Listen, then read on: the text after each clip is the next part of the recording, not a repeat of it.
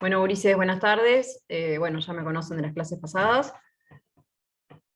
Vamos a hablar de manejo reproductivo bovino en general. Primero vamos a hablar de lo que es el rodeo de cría en producción de carne, y después el manejo reproductivo bovino en lechería. ¿Está? Cualquier duda o lo que sea, les pido por favor que me interrumpan. Vamos a hablar primero entonces, como dijimos, manejo reproductivo en carne. A modo de introducción, esto ustedes ya lo saben, pero decirles que el 90% del rodeo de cría en el país se maneja en campo natural. Por lo tanto, para tener una óptima reproducción, tenemos que ajustar los requerimientos del rodeo a las producciones estacionales de pasto, tomando medidas de manejo como definir la fecha y la duración del entore, que hablaron algo con Rafael en la clase pasada, y el momento del destete de los terneros. Son las medidas de manejo que nosotros podemos definir junto al productor para optimizar los resultados reproductivos. Un rodeo de cría estabilizado, decimos que es cuando tiene un 20% de vacas de primer entore, un 20% de vacas de primera cría, y un 60% de vacas adultas. En la imagen de abajo vemos la gráfica de producción de pasto. Voy a correr esto, perdón.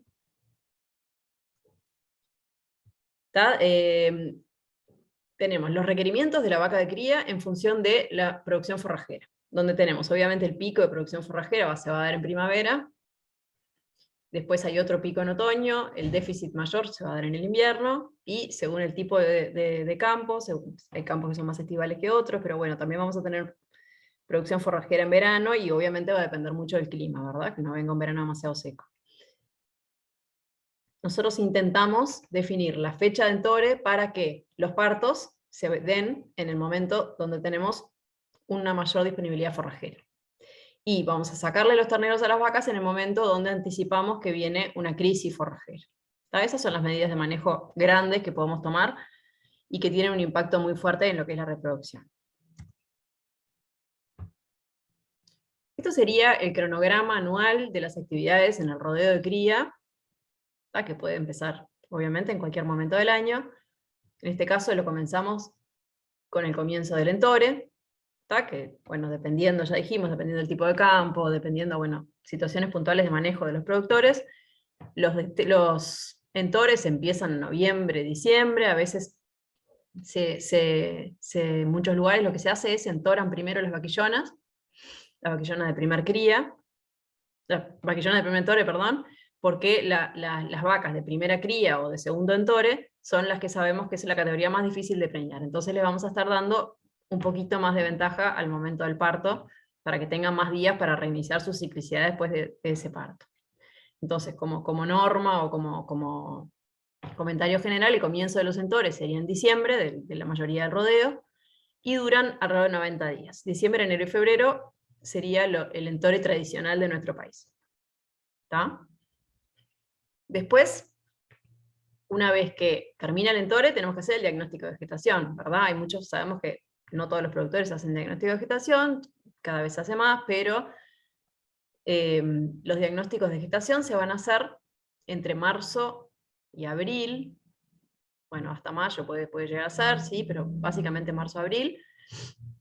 Si hacemos ecografía, sabemos que los 30 días post sacada de los toros podemos hacer los diagnósticos, en el caso de la palpación, unos días más, 40 días, ya vamos a estar haciendo los diagnósticos de gestación.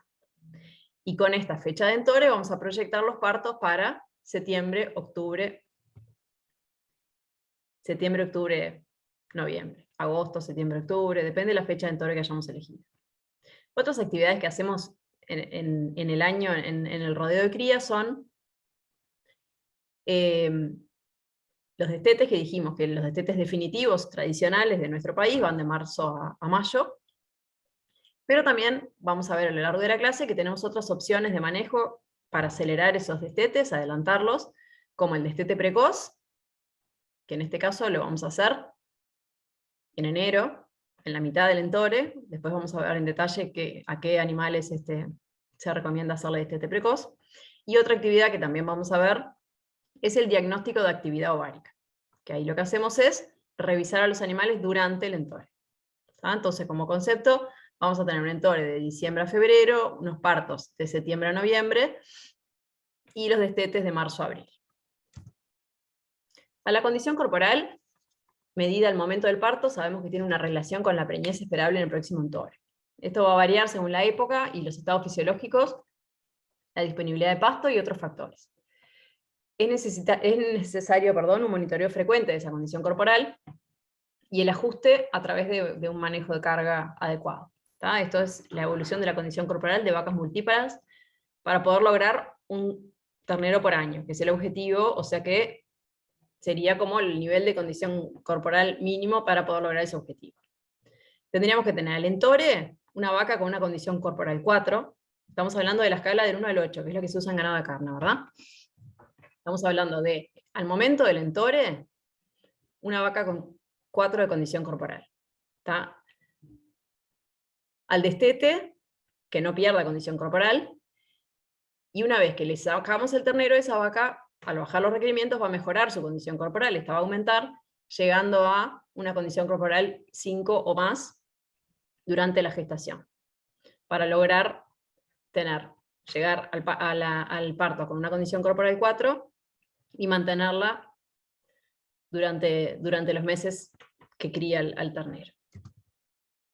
La principal limitante reproductiva en el rodeo de cría es el largo del anestro posparto. Como preguntaban en la clase anterior, en el rodeo de cría estamos hablando de ganado de vacas que se crían, que producen a campo, en campos naturales, dependiendo del clima, con condiciones corporales subóptimas la mayoría de las veces, y el anestro posparto muchas veces es hasta de 120 días. ¿Cuáles son las principales causas? ¿Qué les parece? ¿Por qué en las vacas de cría el anestro es tan largo? Por el Por el ternero. El efecto ternero produce un bloqueo, bien. ¿Qué otra cosa? los requerimientos, en realidad, y por el Claro, tipo de suelo, el tipo de suelo y de campos que utilizan. nosotros como concepto general, las vacas en nuestro país en general están subnutridas. En general. Hay lugares puntualmente que no, que se manejan bajas cargas, que se suplementa, que se hacen otros tipos de manejo, pero están subnutridas. Esas serían las principales limitantes. ¿Está? La nutrición y la presencia del ternero. La preñez, durante la preñez tenemos altos niveles de progesterona y esto produce un bloqueo del eje hipotálamo-hipófisis.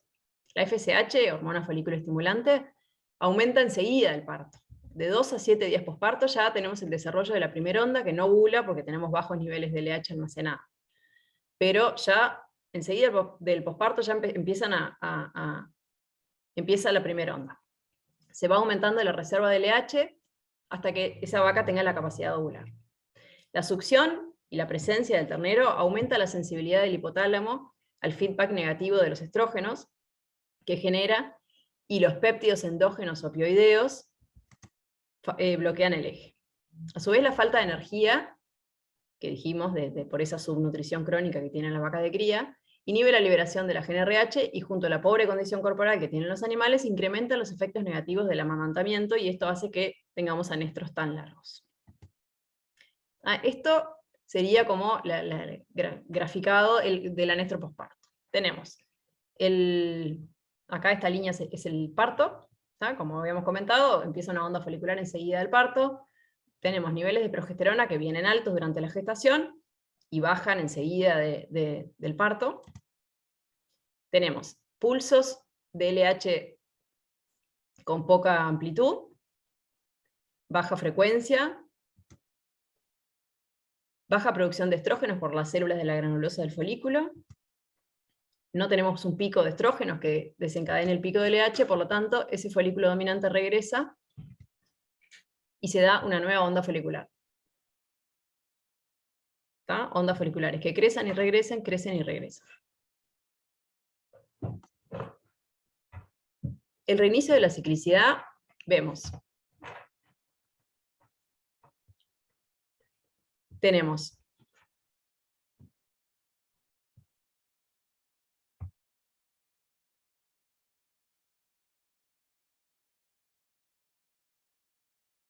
perdón, ahora sí. En el reinicio de la ciclicidad, lo que va a pasar es que va a aumentar la frecuencia de los pulsos de LH, se va a empezar a acumular la LH, va a haber alta producción de estrógenos por las células de la granulosa del folículo, un pico de estrógenos que va a desencadenar el pico de LH, produciendo el feedback positivo que va a llevar a la primera ovulación postparto. ¿Cuáles son las estrategias para cortar el anestro?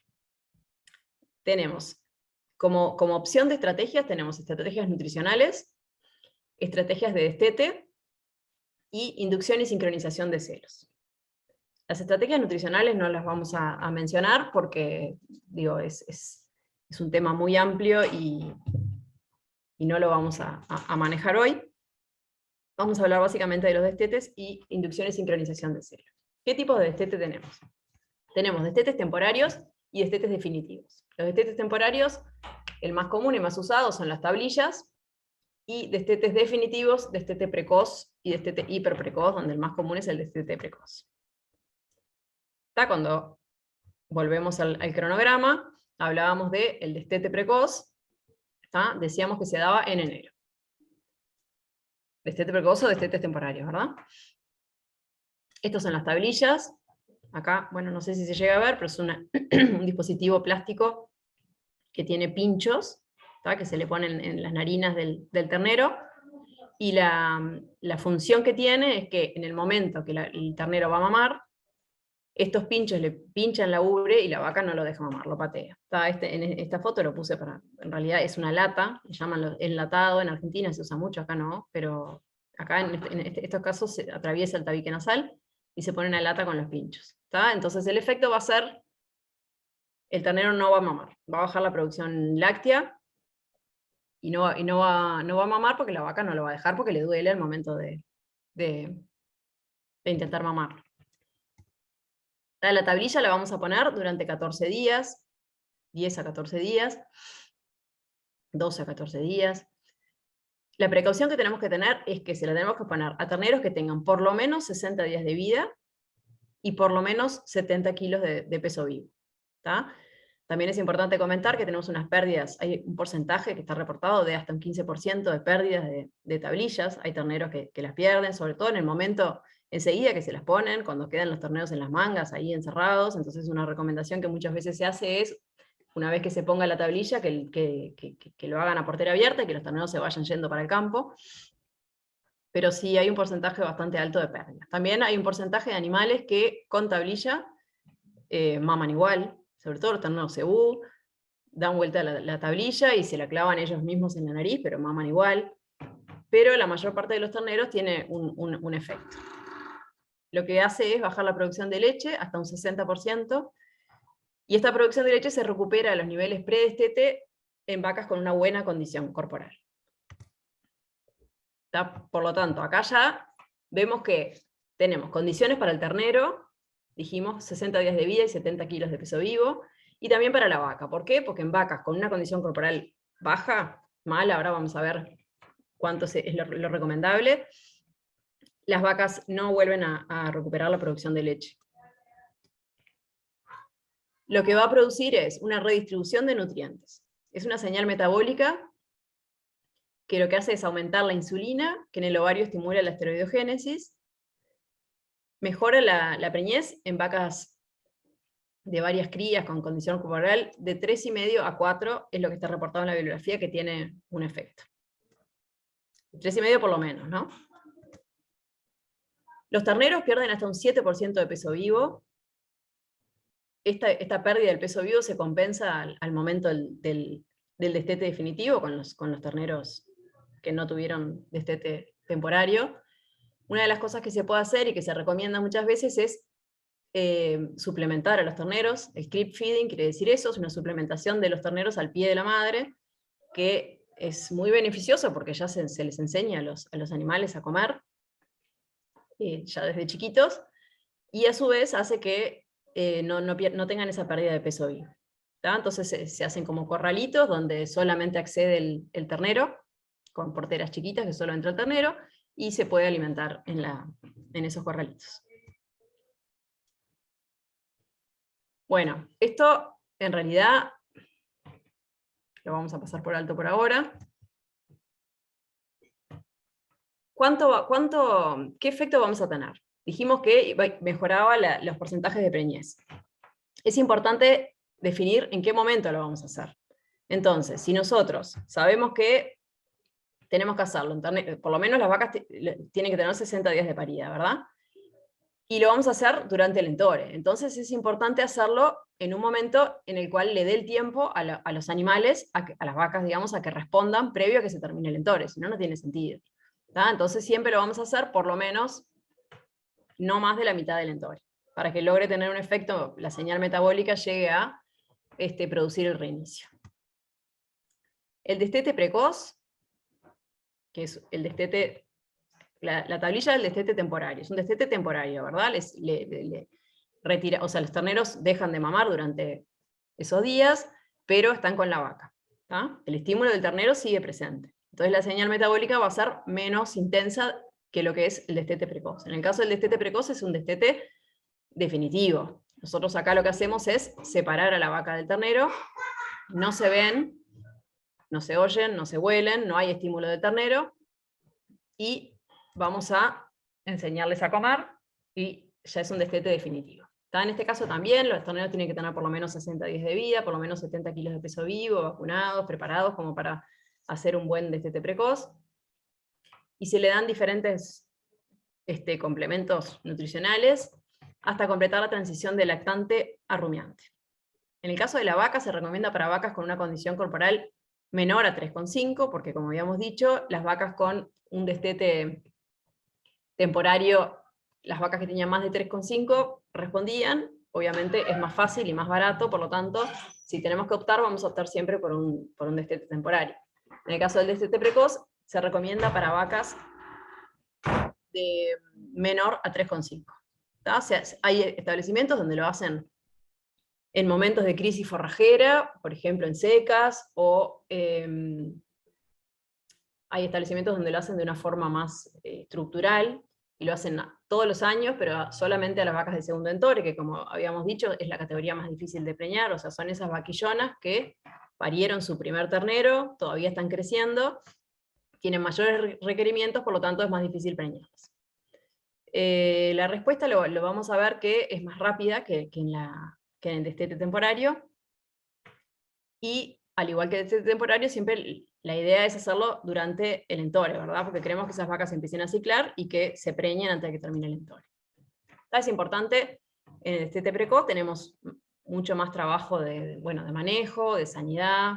Es importante tener raciones especialmente formuladas para durante los 10 días del corral, con los concentrados específicos que se formulan para destete precoz, que tienen de 1 a 2% de peso vivo de concentrado, con mínimo un 18% de proteína cruda, también se les da fardo, y después de esos 10 días se largan a campos mejorados, praderas o campos reservados para esos terneros que tengan una buena disponibilidad y sobre todo calidad de forraje, y se les sigue suplementando hasta que llegan a los 130 kilos, que es el momento que consideramos que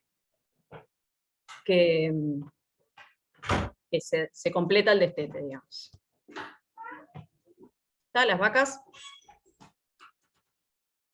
van a reiniciar la ciclicidad y se van a preñar con el toro. Dentro de lo que son los destetes definitivos también está el hiperprecoz. Esto no se usa tanto, pero lo comentamos. En el caso del destete precoz, nosotros dijimos que precisábamos que los terneros tuvieran 60 días de vida. En el caso del hiperprecoz, se hace con terneros de 30 días de vida, y en este caso el requerimiento es que tengan más de 40 kilos de peso vivo. Se usa puntualmente en situaciones de sequía, riesgo de vida para la vaca y el ternero, o en predios muy intensificados para hacer una inseminación artificial a todo el rodeo enseguida del parto. El proceso es el mismo del destete precoz, lo único que previo a entrar a la dieta de destete precoz, el primer mes son unas dietas específicas, preiniciadoras, iniciadoras. Imagínense que hay que convertir a esos animales en rumiantes de urgencia.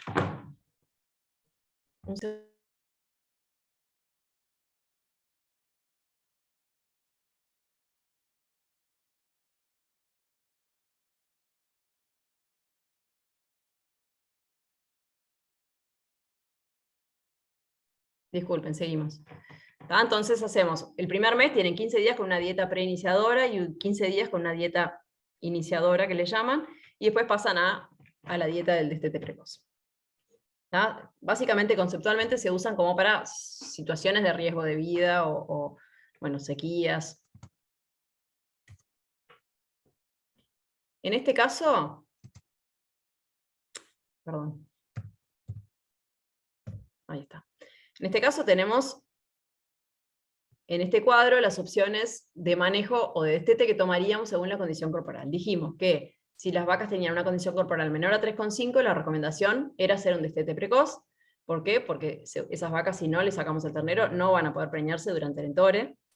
Precisamos un estímulo fuerte, una señal metabólica fuerte, para que esas vacas empiecen a ciclar.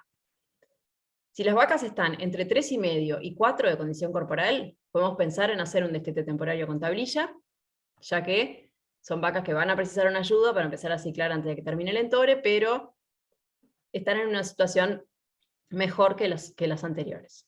Y si evaluamos que tienen una condición corporal de 4 o más de 4, pensamos en que no es necesario usar ninguna técnica de destete, ya que la vaca seguramente esté ciclando o va a estar ciclando en cualquier momento y se va a preñar cuando le toque ciclar, cuando le toque el celo.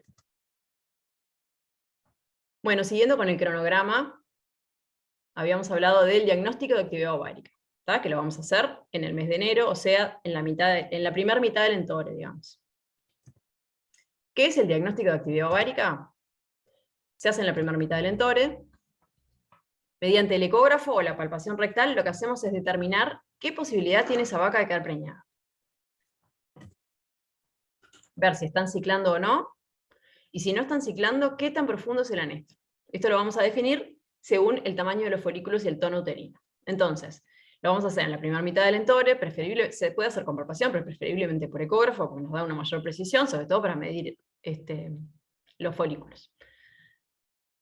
Y vamos a definir en ese momento, como una foto del rodeo en ese momento, va a haber alguna vaca que seguramente ya van a estar preñadas, vacas que van a estar ciclando, a esas no necesitamos tomar ninguna medida, pero va a haber vacas con un anestro superficial y va a haber vacas con anestro profundo. Y ahora vamos a ver qué cosas podemos hacer.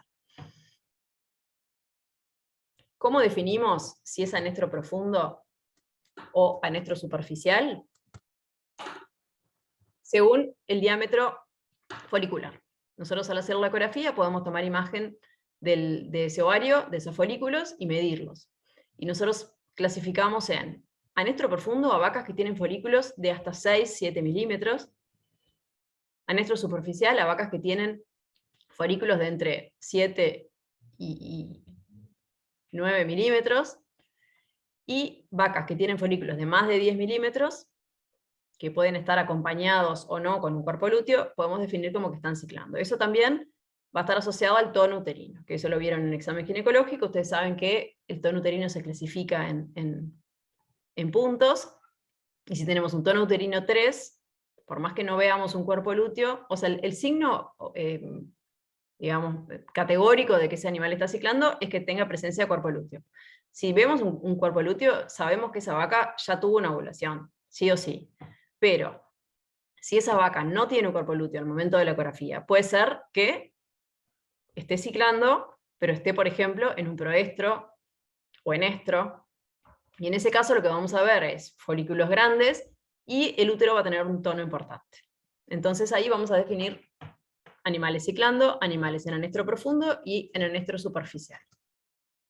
¿Por qué lo hacemos en este momento? Bueno, como hablábamos de los entores, lo tenemos que hacer en la primera mitad del entore. ¿Por qué? Porque el diagnóstico de actividad ovárica lo que nos permite es tomar una decisión de manejo nutricional, de destete, lo que sea, para que esos animales logren preñarse antes de que se termine el entore.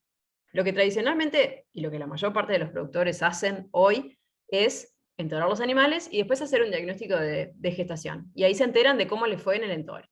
Esto lo que nos permite es tener información en el momento y poder tomar una medida antes de que se termine el entore. Nos da esa oportunidad de intervenir durante el entore para que no perdamos un año con esa vaca vacía. Y bueno, ¿para qué lo hacemos? Es lo que decíamos recién. justamente queremos definir en qué situación metabólica y reproductiva está ese animal para ver si lo podemos preñar antes de que se termine el entuario. Entonces, ¿qué tipo de destete aplicar según el resultado de la ecografía a mitad de entuario de diagnóstico de actividad ovárica? En el caso de que las vacas estén preñadas o ciclando, no vamos a aplicar nada, porque esos animales, si no están preñados ya, se van a preñar solos. En el caso de un anestro superficial, vamos a hacer un destete temporario, podemos hacer destete temporario o destete precoz, tenemos las dos opciones, ¿verdad? No es que sea solamente destete temporario, podemos hacer siempre un destete precoz también, que sabemos que la señal va a ser más fuerte, pero es más costoso también. Da más trabajo, precisamos más instalaciones, más personal, estar más preparados para hacer el destete precoz que simplemente poner una tablilla. Y en el caso de anestro profundo, sí o sí tenemos que tomar medidas más drásticas, como un destete precoz, y a su vez medidas nutricionales. Y probablemente ese animal de todas formas no logre responder antes de que termine el entuario. Dijimos que otra de las opciones que teníamos era la inducción y sincronización de celos. Bueno, esto sería como un recordatorio de qué es lo que pasa en el ciclo estral, esto ya lo vieron. ¿Está? Tenemos la progesterona, el día 0 sería el día del celo, ¿verdad? Tenemos la progesterona, que está en niveles luteales, a partir de que el cuerpo lúteo está funcional, sabemos que le lleva todo el metaestro al cuerpo lúteo para llegar a ser un productor de progesterona importante. Esta progesterona va a estar alta durante todo el diestro y va a bajar cuando el endometrio va a liberar prostaglandina y se da esa luteólisis. A su vez tenemos ondas foliculares que crecen y regresan, pueden ser 2 o 3 ondas según el animal, hasta que la última onda es la que va a ovular. También tenemos, la hormona foliculoestimulante, que también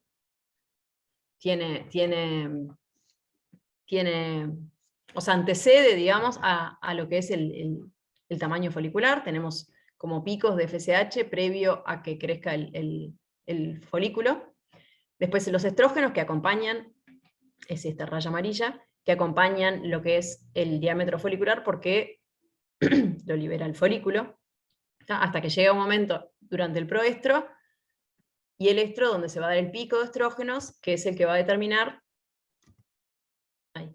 la LH también, con una amplitud y una frecuencia basal a lo largo del ciclo, y durante el proestro aumenta la frecuencia y la amplitud de los picos, de las ondas, hasta que llega un momento que se da el pico de LH, que es la que produce la ovulación. ¿Tá? Esto es un recordatorio de lo que es el ciclo estral, para que ahora cuando empecemos a hablar de hormonas tengan esto bien claro. ¿Tá? La dinámica folicular, hablamos de fase de reclutamiento, fase de selección, de crecimiento y de dominancia. Y fase de atresia, cuando estos folículos regresan,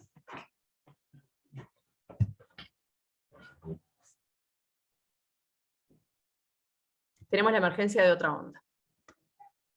El folículo ovulatorio es el folículo dominante que existe al momento que baja la progesterona. Si recordamos, los niveles de progesterona estaban altos,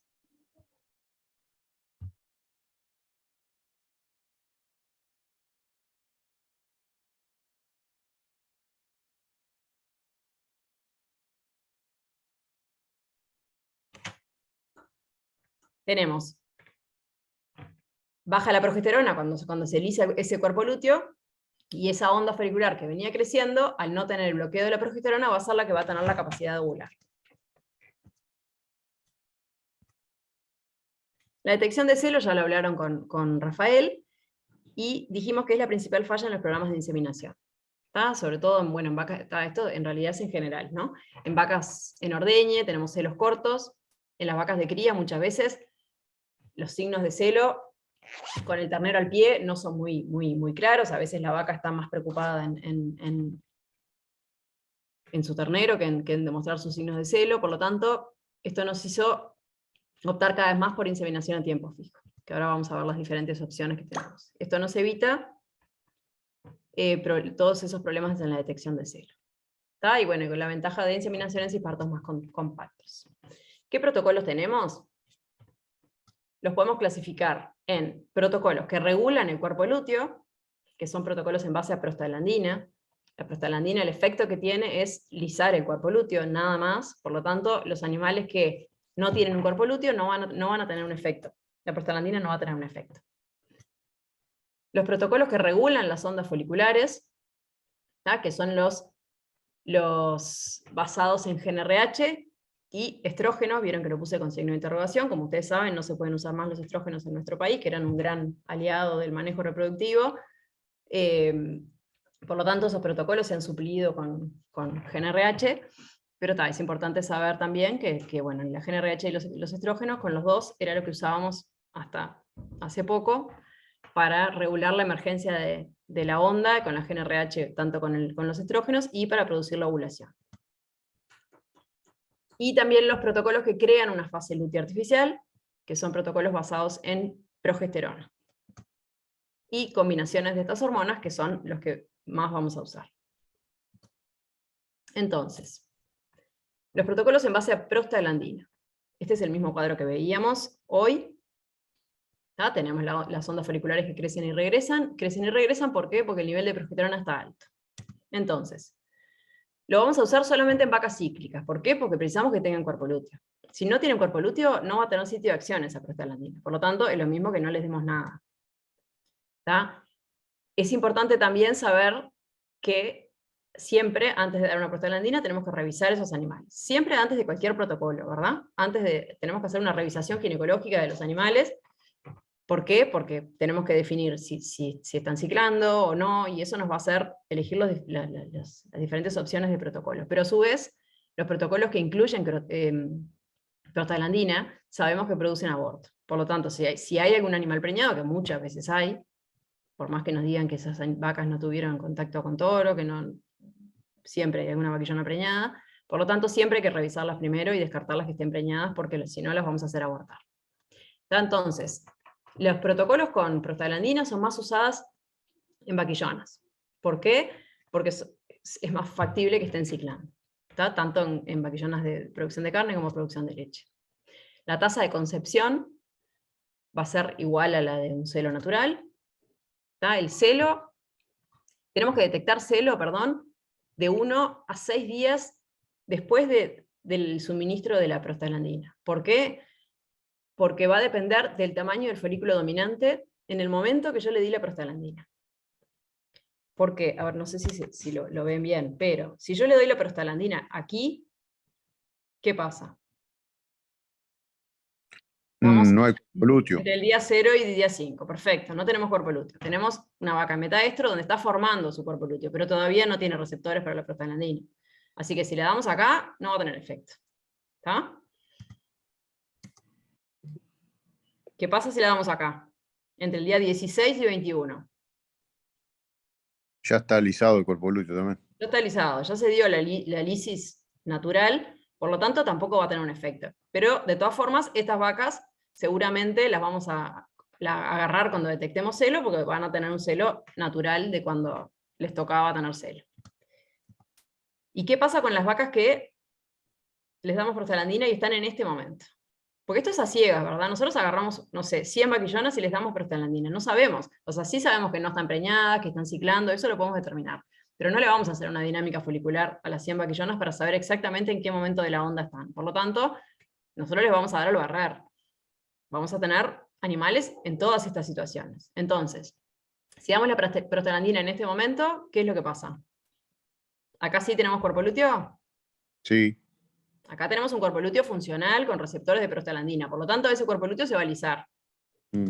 ¿Y qué va a pasar? Perdón.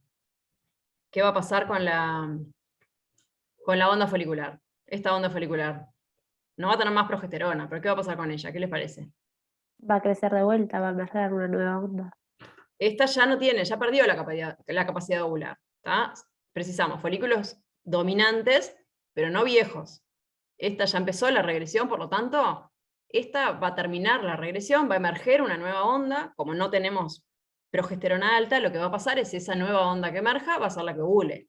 Pero, ¿qué va a pasar? Si yo doy la prostaglandina en este momento, entre que se dan todas las fases que vimos de la onda folicular, van a pasar 5 a 6 días. ¿Tá? Entonces, si yo doy la prostaglandina y agarro las vacas en este momento, esas vacas van a mostrar celo 5 a 6 días después de que yo les di la prostaglandina.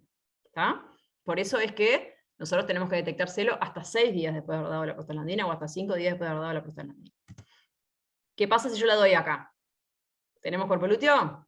Estamos en el día 7, ponele, 8, 7. Sí, Acá tenemos, ¿verdad? Tenemos cuerpo lúteo. ahí va a ser más rápido.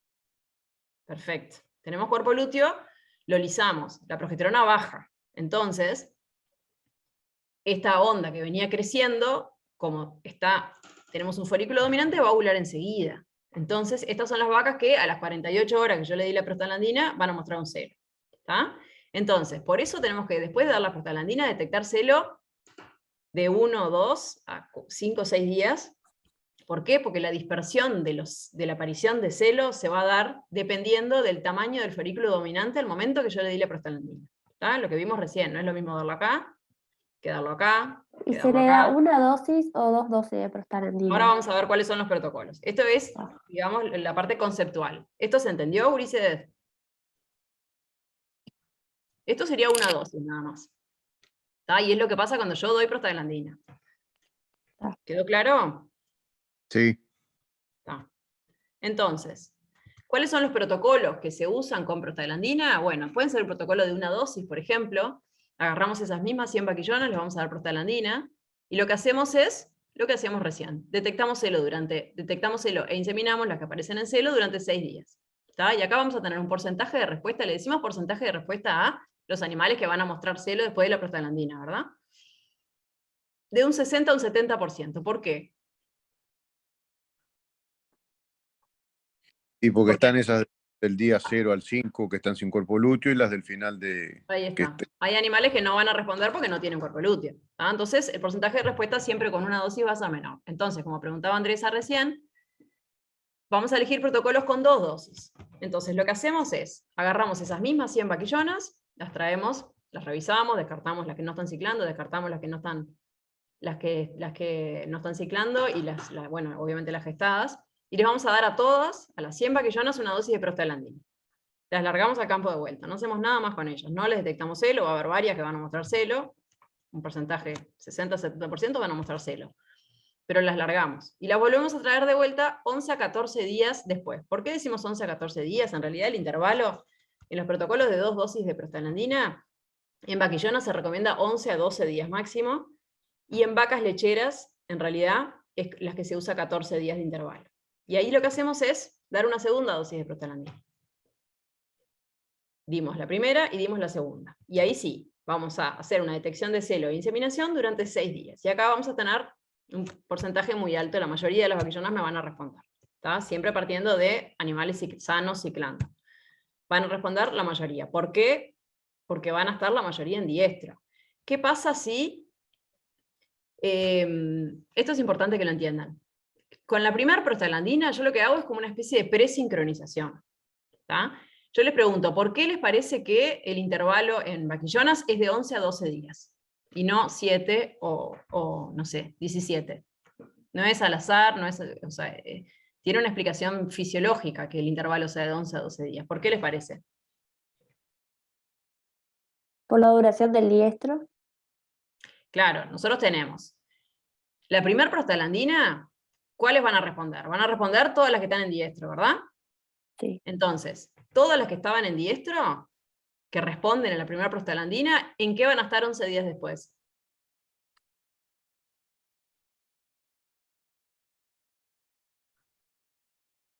¿En qué situación? ¿En qué etapa del ciclo van a estar 11 días después de haber ovulado? En proestro. 11 días. Diestro. Van a estar en diestro otra vez, ¿verdad? Ay, sí, claro, sí. Del día Sí. 0 al 5 se formó Sí. el cuerpo lúteo, y en el día 11 estamos en pleno diestro. ¿Tá? Entonces, las que no respondieron, las que estaban del día 0 al 5, ¿en qué etapa van a estar 11 días después? En diestro. Sí, en diestro. Están pasando diestro. Ahí está. Y las que estaban del día que estaban en proestro, pónganle del día 17 al 20, también van a estar en diestro. Entonces nosotros lo que hacemos con la primera prostaglandina es una especie de presincronización. El objetivo es lograr que todas estén en diestro cuando yo doy la segunda, que es después de la cual voy a detectar celo e inseminar. ¿Se entendió esto? Por eso son 2 dosis y por eso es este intervalo. Sí, por mí sí me falta más. Entonces, son 2 dosis con 11-12 días de intervalo. Y ahí vamos a detectar celo e inseminar. Estos protocolos son más usados en vaquillonas. Bueno, esto ya lo comentamos. Y el uso en vacas de cría con ternero al pie, por más que las vacas de cría estuvieran que estuvieran ciclando, no es recomendado porque, por lo que decíamos, del tema de, primero que va a haber un porcentaje muy alto que están en anestro, que es lo que pasa siempre. Y a su vez, las vacas de cría con el ternero al pie muchas veces no muestran celo.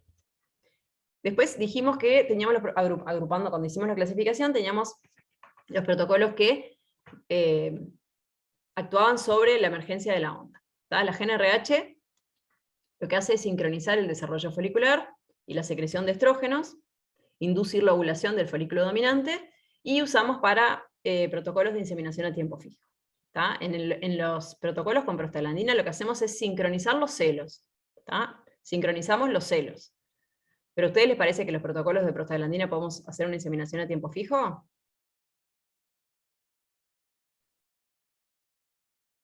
No, ¿verdad? Si tenemos una dispersión de celos de 5 días, es imposible hacer una inseminación a tiempo fijo, porque va a haber muchos animales que no vamos a preñar. Entonces, para poder hacer una inseminación a tiempo fijo, que quiere decir armar un protocolo, que ahora vamos a ver cuáles opciones tenemos, y inseminar a ciegas, sin detectar celo. O sea, a la hora indicada vamos, inseminamos, no importa si la vaca esté o no esté en celo. Y ahí lo que tenemos que hacer es sincronizar las ovulaciones. Con la prostaglandina sincronizamos celo, acá sincronizamos la ovulación. Para poder sincronizar la ovulación, primero tenemos que sincronizar la emergencia de la onda. Que todas las vacas emerjan la onda en el mismo momento. Y después el último protocolo que hablamos es que simulan una fase lútea, los que son en base a progesterona. Entonces, acá lo que vamos a hacer es inducir la ciclicidad, o sea, en vacas en anestro superficial, que son las que vamos a tratar, engañarlas, darles una señal metabólica de que están en diestro, poniéndoles progesterona exógena. Vamos a introducir un dispositivo, ahora vamos a ver las opciones, pero son dispositivos intravaginales de liberación de progesterona, la vamos a dejar por determinado tiempo, como que fuera una fase lútea, y lo vamos a retirar. Y esto es una señal para que se dé el estro y la ovulación, y reinicie la ciclicidad. La progesterona y los progestágenos, bueno, tienen una acción similar a la progesterona, simulan la acción del cuerpo lúteo, bloqueando la liberación de GnRH y DLH, producen en las inseminaciones a tiempo fijo una sincronización más compacta, y a su vez, la primera ovulación posparto, como tuvimos un priming de progesterona, le llamamos a esta. Vieron que en el reinicio de la ciclicidad posparto tenemos la primera ovulación silente, eso ya lo vieron. ¿Por qué? Porque no tenemos una señal de que hubo una fase lútea previa. En este caso, como vamos a simular una fase lútea, podemos tener signos de celo en ese primera ovulación. Y nos evita esa fase lútea corta que hay en el reinicio de la ciclicidad. Estas son las opciones que tenemos de dispositivos. Bueno, acá los vemos, hay diferentes marcas, diferentes opciones. Acá lo que tenemos este es como una especie de inyector de dispositivos. Lo que se hace es, se pone el dispositivo, vieron, por ejemplo, lo vamos a meter en este sentido, y las patitas se enderezan, quedan acá adentro. Entonces nosotros vamos a meter esto en la vagina de la vaca, y una vez que lleguemos al sitio donde vamos a depositar el dispositivo, que es contra el cervix, lo que hacemos es mover esta especie de émbolo hacia atrás, y las patitas es difícil explicárselos sin verlos y mostrárselos, pero imagínense que esto que estaba apretado adentro del caño, cuando sale se abre y queda como anclado en la vagina. Las dosis no me importa que las sepan, pero sí saber que son diferentes dosis que se usan para las diferentes categorías. ¿Tá? En vacas lecheras, como tienen un metabolismo más acelerado, se usan dispositivos con más progesterona. En vaquillonas son más livianas, se pueden usar dispositivos con menos cantidad de progesterona.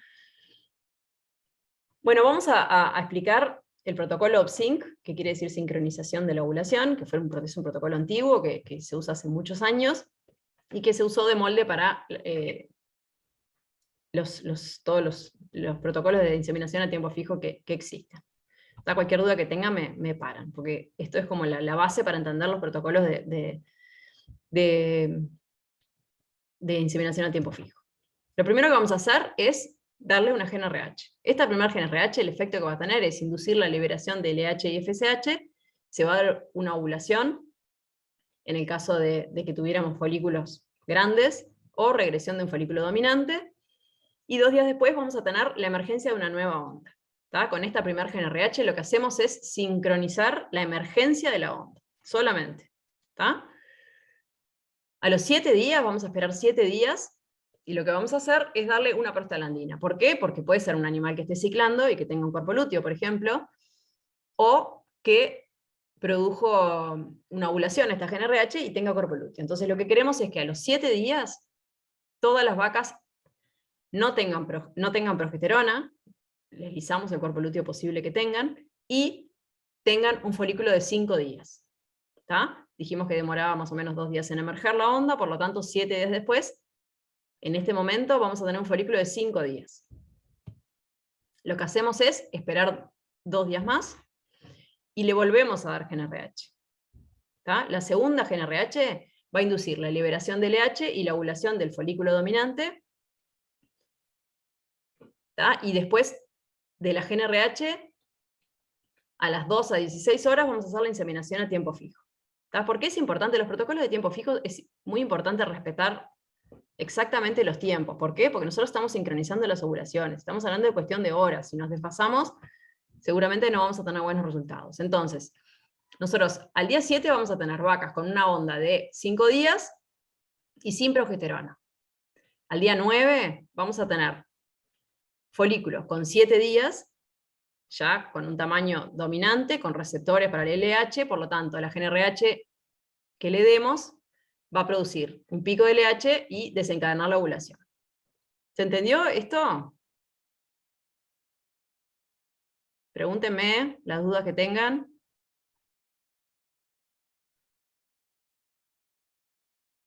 No sé si no entendieron nada o... Pienso que sí, pienso que está Sí. Gracias, Rafa, por darme ánimo. Bueno. Vamos siguiendo la pisada. Bueno, buenas. Bueno, la idea es esa entonces, Nosotros vamos a dar, con esta GnRH, hacemos que todas las vacas emerja la onda en el mismo momento. Con la prostaglandina le sacamos la progesterona a todas. Y con la última GnRH inducimos la ovulación. Ese sería conceptualmente lo que hacemos para que sincronizar las ovulaciones al momento de la inseminación a tiempo fijo. Lo que decíamos recién, este lapso es el tiempo suficiente para producir reclutamiento, selección y crecimiento de un nuevo folículo dominante que sea sensible al pico de LH. Es el tiempo que precisa. Ese es el protocolo OPSYNC, que fue el primer protocolo, los primeros protocolos que se usaron para inseminación a tiempo fijo, pero el porcentaje de concepción no era tan bueno. Entonces, la opción para mejorarlo fue sumarle progesterona. A su vez, la progesterona, como dijimos, es la hormona que hace que las vacas reinicien la ciclicidad posparto, las vacas en anestro. ¿Por qué? Porque engañan al eje simulando una fase lútea. Entonces lo que se hizo fue combinar el OPSYNC con progesterona. Entonces lo que se hace es el mismo, no se asusten porque es el mismo protocolo, lo único que le agregamos es el dispositivo. Entonces, al principio del protocolo, vamos a poner el dispositivo, insertamos el dispositivo de progesterona y le damos la GnRH. Vamos a esperar los mismos 7 días, y ahí vamos a retirar el dispositivo y le vamos a dar prostaglandina. El estímulo con 7 días es suficiente para simular esa fase lútea y engañar al eje. A los 2 días le vamos a dar la GnRH, y a los 12 de 6 horas vamos a hacer la inseminación a tiempo fijo. Es el mismo protocolo, lo único que le pusimos el dispositivo y aquí se lo sacamos. Este protocolo nos va a mejorar la fertilidad y permite sacar vacas de anestro superficial. ¿tá? Es como el protocolo más utilizado. A su vez, las vacas de cría que están en anestro superficial tenemos más herramientas que podemos utilizar. Esto, no se asusten, es el mismo protocolo, lo único que le modificamos algo. Le vamos a agregar, le vamos a poner el dispositivo y la GnRH igual que siempre. Esperamos 7 días, le sacamos el dispositivo y le damos prostaglandina. Acá la diferencia es que le vamos a agregar SG. ¿Se acuerdan? La SG era la gonadotrofina coriónica equina, que tiene un efecto de LH-FSH. La dosis, bueno, son 400 unidades internacionales. Estimula el crecimiento folicular. Y tiene mayor efecto sobre todo en vacas con baja condición corporal, y bueno, también se puede usar en vaquillonas prepúberes. Y el protocolo sigue igual que como veníamos. La única diferencia es que le agregamos esta gonadotrofina coriónica aquí. Recomendada sobre todo para animales con baja condición corporal, con un anestro superficial.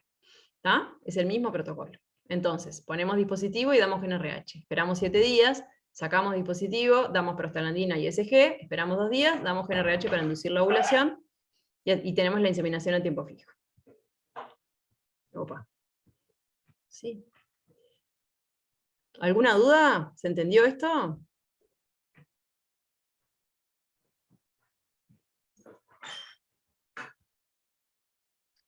Sí, sí. ¿Sí? Bueno, esto sería básicamente lo que es, digo, por supuesto hay muchísimas cosas más, ¿verdad? Pero manejo reproductivo en ganado de carne. Ahora vamos a hablar algo de lo que es el manejo reproductivo en vacas lecheras. Es otro enfoque, otro tipo de producción. Por más que las vacas son las mismas, tomamos otras medidas. El objetivo de los sistemas de manejo reproductivo con pariciones y servicios estacionales, que es lo que buscamos y es lo más común, y lo que más buscamos es servicios estacionales. ¿Por qué? Porque en este caso es diferente. Nosotros hablamos de que el rodeo de cría se manejaba, las medidas de manejo de Entore y de tetes y demás las hacemos en función de la curva de forraje que se daba normalmente. En este caso nosotros la dieta la podemos manejar porque las vacas comen praderas, se suplementan. Entonces, lo que se hace es intentar concentrar las pariciones en otoño. ¿Por qué? Porque está comprobado que las vacas tienen un pico de lactancia a los 30 días más o menos de paridas, y cuando llega la primavera, que se va a dar, si paran en otoño, se va a dar a fin de otoño, principio de invierno, y cuando llegue la primavera van a tener un segundo pico de producción de leche, porque va a mejorar el forraje. Entonces se busca que los partos se den en otoño. El objetivo va a ser obtener el mayor número de animales preñados en el menor tiempo posible. La buena detección de celos es clave para el éxito de la inseminación artificial y es uno de los mayores problemas para la eficiencia reproductiva. Bueno, existen métodos de sincronización que agrupan los celos en determinados periodos y otros que sincronizan la ovulación, como los de tiempo fijo que vimos recién. Los sistemas lecheros modernos tienen vacas muy buenas productoras, con altos metabolismos, y esto hace que se metabolicen más rápido los estrógenos, por lo que los celos son más cortos y se dificulta su detección. El problema principal hoy en los tambos es la mano de obra. Por lo tanto, la inseminación a tiempo fijo es una ventaja importante.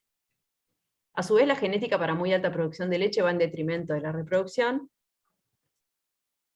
También es importante tener muy buenos registros, sobre todo en los tambos grandes, para poder calcular indicadores que nos permitan evaluar el desempeño y qué medidas podemos tomar para mejorarlos. En los tambos se hacen programas, se usan programas informáticos especialmente diseñados para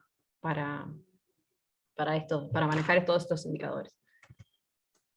El anestro posparto es lo mismo, vamos rápido porque es lo mismo. Lo único que en este caso, ¿cuál es la diferencia? ¿Qué no tenemos? El efecto del ternero. No tenemos ternero, ¿verdad? Entonces, el bloqueo va a ser menor. Tenemos el bloqueo que se da por el parto, y puede haber, si tenemos vacas que tengan una baja condición corporal, mal estado nutricional, pero no vamos a tener la presencia del ternero. Esta es la misma diapositiva, por eso voy rápido, que vimos en el rodeo de carne.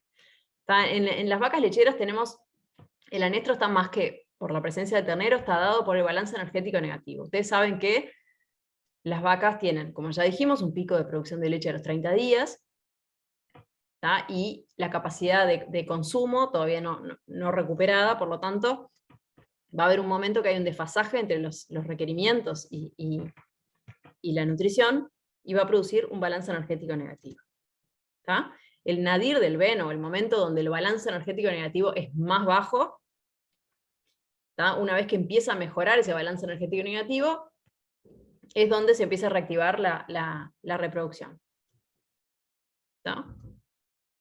Y se da la ovulación. El déficit energético y la pobre condición corporal es lo que lleva a esto.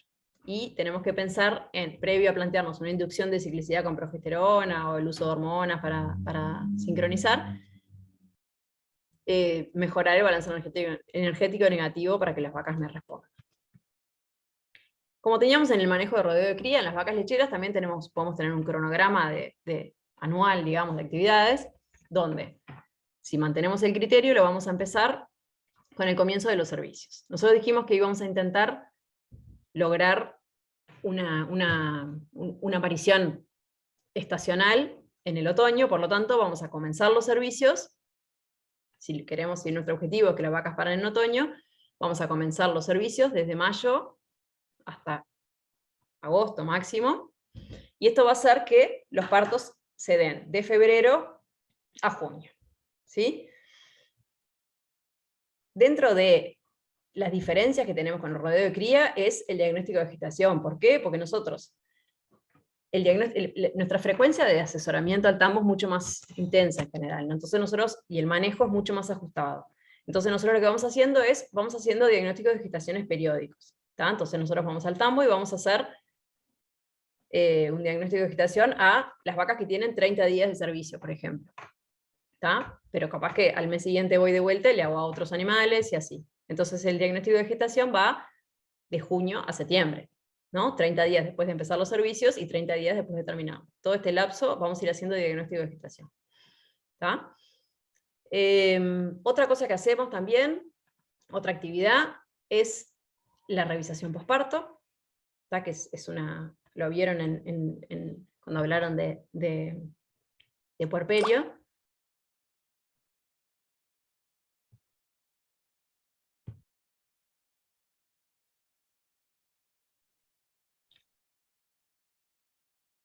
La revisación posparto lo que vamos a hacer es como dar de alta a los animales para que entren al sistema de inseminación y poder empezar a servir. Y la revisación posparto la vamos a hacer a partir de los 30 días más o menos de que empiezan los partos. Después otra cosa, también otro concepto, son los periodos, es el periodo seco, que es el periodo en el cual tenemos que dejar de ordeñar a la vaca para que prepare todo su metabolismo y su glándula mamaria para el parto. ¿Tá? Son 60 días previos al parto. El periodo de espera voluntario es un periodo definido por nosotros, o sea, por los veterinarios asesores, junto con el productor, en el cual se tiene que completar la involución uterina y se tiene que dar el reinicio de la ciclicidad posparto. Se da entre 30, 40, 55 días, va a depender del objetivo del productor con esos animales, de la condición corporal que tengan las vacas, de la nutrición. Lo que hacemos es hacer una revisación ginecológica posparto y definir si terminó el periodo de espera voluntario. O sea, el periodo de espera voluntario quiere decir el periodo de espera que nosotros no entramos a esas vacas al sistema de inseminación, ¿verdad? O sea, una vez después de paridas, las dejamos como en reposo, digamos, para que completen su involución uterina y les dé el tiempo de reiniciar la ciclicidad posparto. Hacemos esa revisación ginecológica posparto y para que entren al sistema de inseminación. El reinicio de la ciclicidad posparto es más rápido en las multíparas que en las primíparas. ¿Por qué? Porque pasa lo mismo que cuando hablábamos en el rodeo de cría. Las primíparas, además de recuperarse del parto, todavía tienen mayores requerimientos porque siguen en crecimiento. Por lo tanto, siempre el reinicio es más lento. Y bueno, el objetivo siempre es acortar este anestro posparto con, por ejemplo, dietas hipercalóricas. Bueno, hay muchas medidas de manejo que se pueden usar para acortar ese anestro posparto. O sea, el objetivo es acortarlo, no solamente, para inseminarlas antes, pero a su vez es importante que empiecen a ciclar temprano. ¿Por qué? Porque cuantos más ciclos tengan previo a que nosotros los inseminemos, más fértil va a ser esa inseminación, ¿verdad? Las vacas que han tenido varios ciclos previo a que las inseminemos se preñan más fácil. El periodo seco también, bueno, lo hablamos recién, es el periodo de recuperación de la glándula mamaria antes del próximo parto, de las hembras en producción de leche, en donde el ordeño se suspende. Es muy importante el manejo nutricional específico para prevenir enfermedades metabólicas. Necesitamos provocar una alta ingesta de energía para no perder condición corporal al parto, ya que sabemos que la capacidad ruminal en una gestación avanzada está disminuida, por lo tanto precisamos que los alimentos sean de una buena calidad. Bueno, esta gráfica la han visto 1000 veces, pero es la gráfica donde tenemos la producción de leche, el pico de consumo, que está desfasado, y la ganancia de peso de las vacas a lo largo de la lactancia. Entonces, vamos a tener que hay una pérdida de peso durante el balance energético negativo de la vaca, y esta ganancia de peso se va, o la condición corporal, se va mejorando a lo largo de la lactancia. ¿Está? Y, bueno, y el pico de producción de leche que se va a dar alrededor de los 30 días.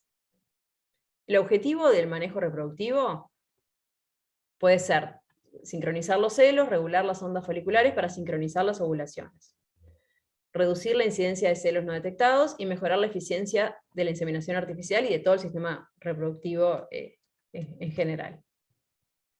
Dentro de los protocolos, ya dijimos que lo que se usaban eran, al igual que en el ganado de carne, vamos a usar en vaquillonas. ¿Por qué? Porque son las que efectivamente van a estar ciclando, pero también se pueden usar en vacas en ordeñe que estén ciclando. Podemos usar prostaglandinas para regular la vida media del cuerpo lúteo, GnRH para regular las ondas foliculares, regular la emergencia de las ondas, ahí pensando en protocolos de inseminación a tiempo fijo, que son súper usados en los tambos, que ya dijimos que la detección de celo era un problema, por lo tanto son muy usados. ¿Está? Bueno, y los progestágenos, la progesterona y progestágenos, que crean una fase luteal artificial, y las combinaciones. ¿Está? Los protocolos son similares para lo que son los rodeos de cría. Las opciones que tenemos de manejo reproductivo en el tambo son infinitas. Para saber qué podemos hacer, tenemos que hacernos preguntas. Por ejemplo, si son vacas que están con una buena condición corporal y ciclando, ¿qué protocolo les parece que podríamos usar?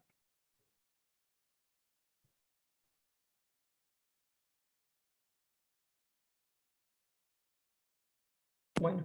Prostaglandina. Ahí está, usaríamos protocolos en base a prostaglandina. ¿Por qué? Porque son mucho más baratos. No. Pero si estás ciclando y están con buena, capaz que no puedes hacer nada. Si están ciclando y con buena condición, podemos no hacer nada. Y dejar que muestre celo y la inseminamos. Sí. Si queremos acelerar o concentrar esos celos, podemos usar prostaglandinas. ¿Por qué? Porque son animales que están ciclando, o sea que van a tener una respuesta a la prostaglandina, y lo que hacemos es concentrar un poco las inseminaciones. ¿Ah? Entonces, ese primer, no sé, si lo hacemos por etapas, ese primer mes podemos esperar y ver, inseminar las que se vayan entrando en celo. Okay. Las que no inseminamos en esa primera tanda, podemos darle prostaglandina, las que estén ciclando. ¿Por qué? Para acelerar un poco ese proceso. Las que no logramos inseminar usando la prostaglandina, ¿qué les parece? ¿Qué haríamos? O que inseminamos pero no se preñaron, ¿no? Acuérdense que estamos buscando un servicio estacional, concentrado, y si nos vamos mucho en el tiempo, ya esa vaca va a parir en pleno invierno. Y ahí realizar inseminación a tiempo fijo. Y ahí la opción es, esas primeras que no se preñaron, que se inseminaron y no se preñaron, o esas que no mostraron celo, hacer protocolos a tiempo fijo. ¿Está? Que esos protocolos, bueno, si no tengo inseminador fijo en el tambo, ni que hablar. Puedo hacer protocolos de inseminación a tiempo fijo y viene el inseminador el día de la inseminación. ¿Está? Que a su vez, esos protocolos, al igual que en el rodeo de cría, voy a usar con progesterona y me van a mejorar la fertilidad, pero también van a hacer que reinicien las vacas que estaban en anestro superficial. Bueno, si por el tamaño del tambo y problemas de personal no tengo una buena detección de celo, está obviamente inseminación a tiempo fijo también.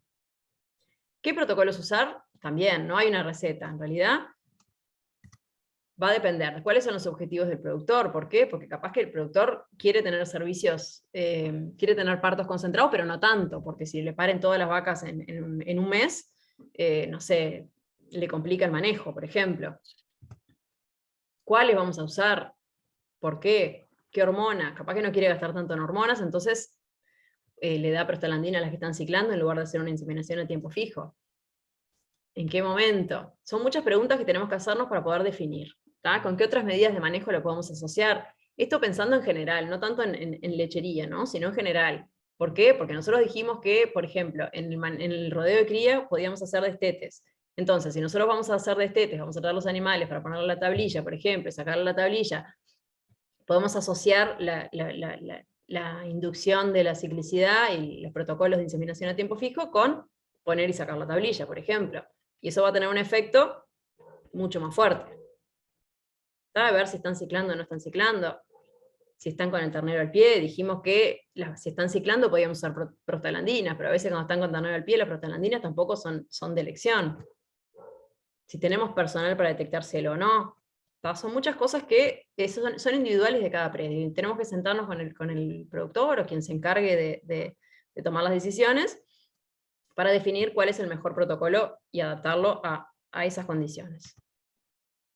Costo del semen y drogas, ¿por qué? Porque capaz que si yo, no sé, puntualmente quiero sacar toros y compro un semen carísimo, capaz que la opción es ponerse los animales que están ciclando. ¿Por qué? Porque sabemos que van a tener una mejor concepción. Capaz que en un tiempo fijo, en vacas en anestro, puedo usar un semen que bueno, si falla tampoco me duele tanto. Son muchas preguntas que tenemos que tener claras antes de tomar una decisión. Básicamente es eso. No sé, Ulises, si quedó alguna duda, fui medio rápido y mucha cosa para digerir, pero bueno, ahí ustedes en la primer imagen tienen mi mail, cualquier cosa me escriben sin problema si tienen alguna duda. También vamos a estar, bueno, previo a los parciales, siempre con los Zooms para aclarar dudas, y bueno, no sé si alguien quiere hacer alguna pregunta, hasta acá, capaz que fue mucha información todo de golpe.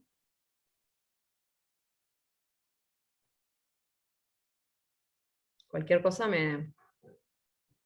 bueno, y los que no se conectaron hoy, que puedan ver la clase en otro momento, y me escriben después. Bueno.